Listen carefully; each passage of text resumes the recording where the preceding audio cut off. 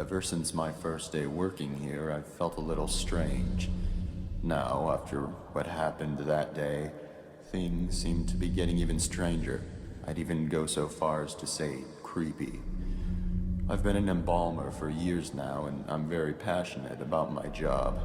I've always felt comfortable with what I do, so it's pretty unusual that I feel this way. Two of my colleagues have died. I had to embalm them both. However, grief can't explain this feeling.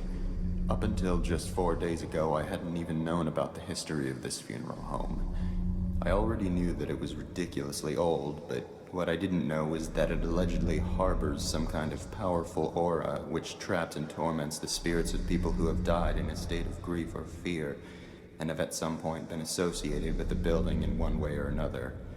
These associations apparently include those occurring post-mortem, such as embalmings and funerals.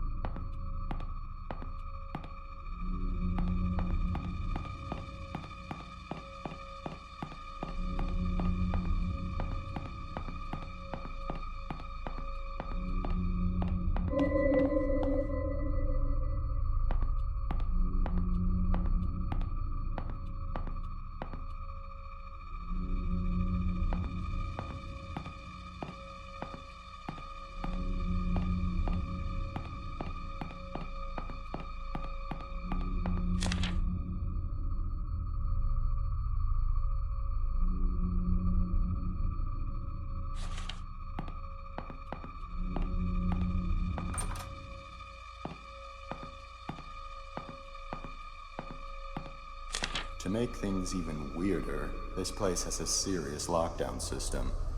Yesterday was the first time I've ever seen it used, and many of the workers, including myself, were ordered to wait in the family room until the situation was taken care of.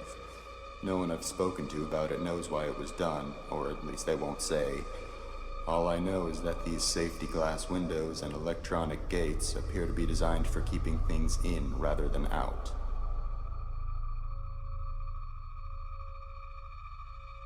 I was the first responder that day. I was the first and only person to make it to Myrtle's side before she passed away. She managed to give Sullivan a parting "I love you" on that baby monitor, but that was the last communication they ever had. The last thing she ever did was give me that piece of paper.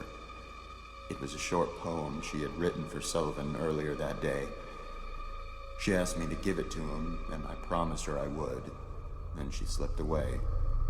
I guess Sullivan had picked up by Myrtle's weak rasping in the baby monitor that something was happening to her, because soon after she'd passed, he came running into the hall from the upstairs arrangement room.